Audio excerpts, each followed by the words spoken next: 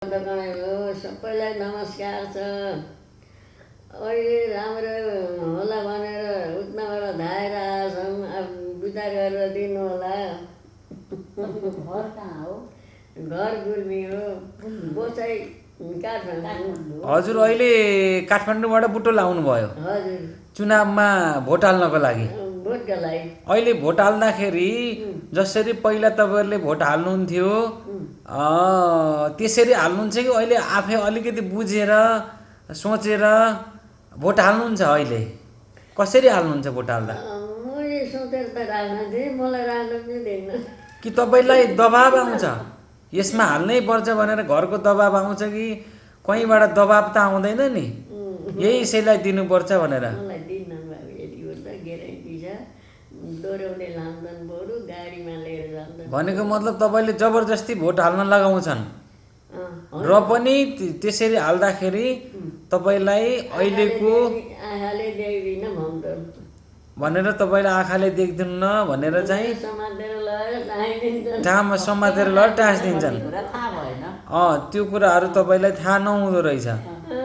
अब यसै सन्दर्भमा हजुरले एउटा तपाईँको पुरानो जमानाको श्लोक भन्नु पर्यो। श्लोक ऐ भनेको भन्न पर्यो। के भन्नु पर्यो अब? ए बाबा त्यसलाई श्लोक मिलाएर ए बाबा यति ढिलो ल ढिलो। ए बाबा यति बिन्ती देऊ न, मेरोमा छोरी दिन भनिदेऊ न। कराउन आए चिठी लेख्दा लेख्दै दिनुभयो बाबाले दुःख देख्दा। काँसाको कटर घिउ खाँदा घियो, ए बाबु तिमीलाई नजानेर दियो। घर छैन घाँटी सुविधैमा, जोगिया हुन्छु मनको गहिराइमा। अरू त्यसमा त त्यति अझै छ छ। ऐ भन्नु है अरू केही छुट्यो कि? ऐ भन्नु है भने दे। एउटा भन्नुहोस् त, मुख त मिठो बनाउनु भयो, हाँस्न पनि राम्रो हाँस्नु नि रहेछ। भैयुका रुखमुनि यो बुको माटो, काला कुका जरा भागेर माइत नै नदियो उला सबैको बेला। के खानु भएको छ हजुरले? के खानु भएको छ? मुख त साह्रै चलेको छ हजुरको। सम्झेर पोतो रामलाई सम्झेछ तो, एठा सम्झेर पोतो रामलाई सम्झेछ तो, एठा सम्झेर पोतो रामलाई सम्झेछ तो। हरि बोल हरि बोल हरि बोल बोलो बोलो हरि बोलो बोलो बोलो हरि बोलो हरि बोलो हरि बोलो हरि बोलो हरि बोलो बोलो बोलो हरि बोलो बोलो बोलो हरि बोलो बोलो बोलो हरि बोलो बोलो बोलो हरि बोलो बोलो बोलो हरि बोलो। हे नसम्झेर पोथो रामलाई सम्झेछ तो, हरि हरि नसम्झेर पोथो रामलाई सम्झेछ तो, हरि हरि नसम्झेर पोथो रामलाई सम्झेछ तो, हरि हरि नसम्झेर पोथो रामलाई सम्झेछ तो, हरि हरि नसम्झेर पोथो रामलाई सम्झेछ तो, हरि हरि नसम्झेर पोथो रामलाई सम्झेछ तो, हरि हरि नसम्झेर पोथो रामलाई सम्झेछ तो, हरि हरि नसम्झेर पोथो रामलाई सम्झेछ तो, हरि हरि नसम्झेर पोथो रामलाई सम्झेछ तो, हरि हरि नसम्झेर पोथो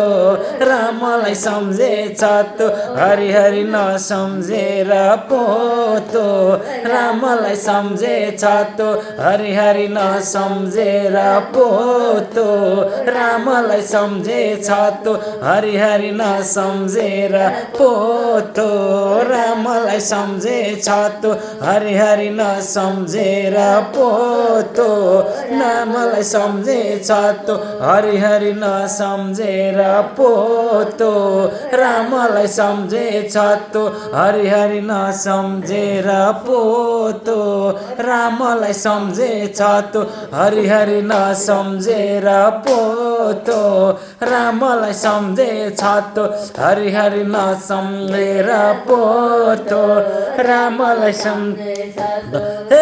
रामलाई सम्झेछ तो रामलाई सम्झेछ तो रामलाई सम्झेछ तो रामलाई सम्झेछ तो हे नसम्झेर पोतो रामलाई सम्झेछ तो हरि हरि नसम्झेर पोतो रामलाई सम्झेछ तो हरि हरि नसम्झेर पोतो रामलाई सम्झेछ तो हरि हरि नसम्झेर पोतो रामलाई सम्झेछ तो हरि हरि नसम्झेर पोतो रामलाई सम्झेछ हे रामलाई सम्झेछ तो रामलाई सम्झेछ तो हे रामलाई सम्झेछ तो रामलाई सम्झेछ तो हाय नसम्झेर पोतो रामलाई सम्झेछ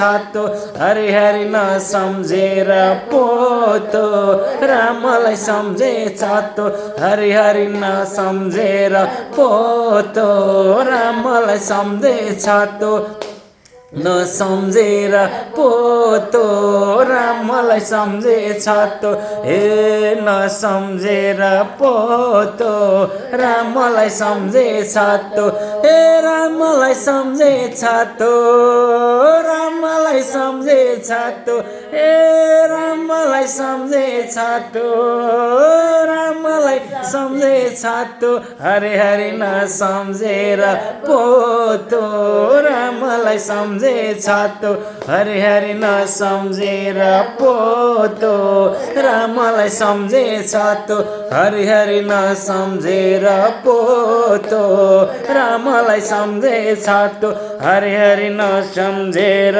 पोतो रामलाई सम्झेछ तो हरि हरि नसम्झेर पोतो रामलाई सम्झेछ तो ए नसम्झेर पोतो रामलाई सम्झेछ तो हे रामलाई सम्झेछ तो रामलाई सम्झेछ तो हरि हरि नसम्झेर पोतो रामलाई सम्झेछ तो हरि हरि नसम्झेर पोतो रामलाई सम्झेछ तो हरि हरि नसम्झेर पोतो रामलाई सम्झेछ तो नसम्झेर पोतो रामलाई सम्झेछ तो हरि हरि नसम्झेर पोतो रामलाई सम्झेछ तो हरि हरि नसम्झेर पोतो रामलाई सम्झेछ तो हरि हरि नसम्झेर पोतो रामलाई सम्झेछ तो हे रामलाई सम्झेछ तो रामलाई सम्झेछ तो हे रामलाई सम्झेछ तो रामलाई सम्झेछ तो हरि हरि नसम्झेर पोतो रामलाई सम्झेछ तो हरि हरि नसम्झेर पोतो रामलाई सम्झेछ तो राम राम हरि। धन्यवाद हजुरलाई धेरै धेरै धन्यवाद यत्रो भजन गाइदिनु भयो। आज यो भजनमा आइदिनु भयो, सहभागी जनाइदिनु भयो। काठमाडौँबाट आउनुभयो, कति खुट्टा पनि दुखेका छन् होला अनि टाउको पनि दुखेको छ होला, पेट चाहिँ 83 वर्षको आमाले यस्तो राम्रो भजन गाउनुभयो आज भगवानको नाममा। कति राम्रो भजन गाउनुभयो। आमाको चाहिँ एकदम जय होस्, कल्याण होस्, आमालाई राम्रो होस्, सुख शान्त मिलोस्, आमालाई चाहिँ रोग व्याधिहरू नलागोस्। अहिले के सुपारी खानु भएको छ हजुरले? हजुर हो, मान्छे त कडा हुनुहुन्न रहेछ त हजुर त।